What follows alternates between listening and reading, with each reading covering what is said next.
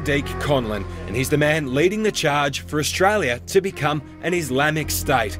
So what does he think of non-believers who criticise his plans? Aussies, skippies, retards, cowards, ferals, westies and the bogans. Last week, the cleric demanded we pay him $5,000 for any interview, but now he's dropped the fee. He agreed to meet us, and after a quick pre-chat prayer, he's come out swinging. So in your books, every Muslim then should support Al-Qaeda? Yes. Really? Yes. How can you endorse a terrorist organisation? Who's calling them a terrorist organisation? Who's a terrorist? They're not terrorists. Well, let's go and look at that. Was George Bush a terrorist? Are the American soldiers in Afghanistan terrorists? It's pretty much impossible to reason with this man.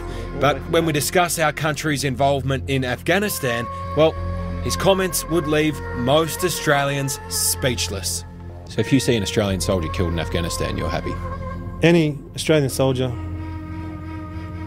who trains, who hates Muslims, who gets on a plane, who invades another country, a Muslim country, deserves the worst of treatments. Now that's the treatment under Sharia, and that's my personal opinion as well. If you don't want to go get hurt, don't go there. Stay out of the Muslim lands. That's a simple opinion. So you're happy for Australian soldiers to be killed over there? If they're going over there to fight the Muslims, undoubtedly. And they're not going over there to make cakes. They're going over there to kill Muslims, right?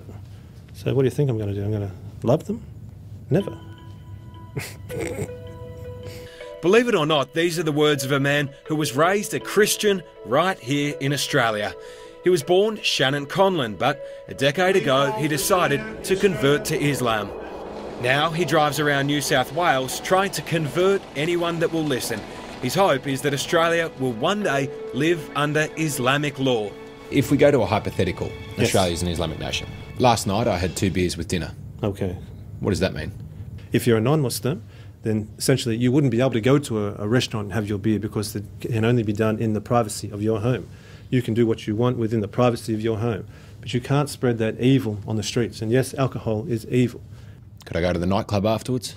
I think you know just as much as I do. You can't do that, mate. Under Islamic State, we're removing those things. We're removing the nightclubs. We're removing the hotels. We're removing all those disgusting things. If you want to live in a Muslim nation, why don't you go live in one? That's an excellent question. Now, I say to you, why do I have to?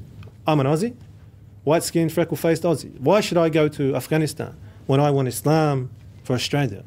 When I want to take you guys, the people, to heaven? We cannot, as Muslims, ever deny, hate, speak bad about. That person will be killed. The Sharia law he wants us to follow also supports cutting off people's hands and polygamy. What's wrong with democracy? There we go. Obviously, we say what's right with democracy. It's the fact that you guys have to prove your case first because our system was here before your system. Yes, our system was here in the world. But the Australian democracy was here before Islam. Well, actually, that's not true. And far before Captain Cook in 1770 landed in Botany Bay, far before Captain Arthur Phillip landed in Sydney Cove, Islam was here in Australia. So, that's the fact. So from your perspective, this is an Islamic country? Well, I say Islam was here first. One day it will be an Islamic country. It will be ruled by Islam, whether you guys like it or not. That's inevitable. The married father from Sydney's West has also spoken on a number of occasions in support of Osama bin Laden. The SEALs shouted for bin Laden to surrender. He resisted.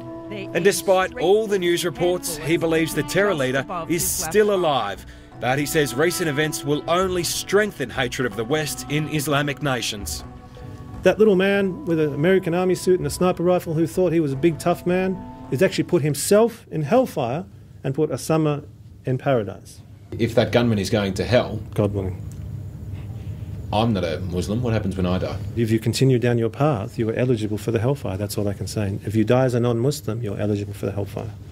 No rational Australian could ever support what Ibrahim Saddiq Conlon preaches, and certainly Lakemba Mosque has already told him he's not welcome to pray here, and they've distanced themselves from his teachings. But the worrying thing is that the cleric claims he is continuing to gather followers at the grassroots level of the Muslim community. I'm growing Islam out of Australia now. This is a homegrown Islam, an Australian Islam. We also want this country to become a Muslim country. And look at the rise of Islam in Australia.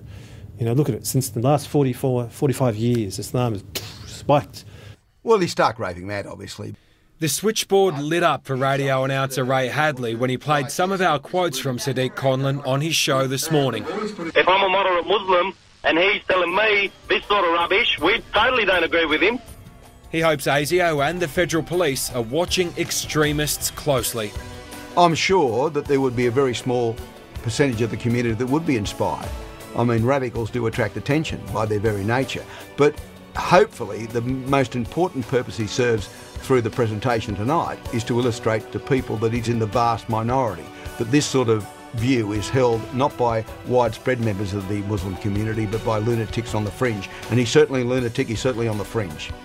Ibrahim Saddiq Conlon hates democracy, yet ironically it's democracy that allows him to voice these extreme views. We're praying to God.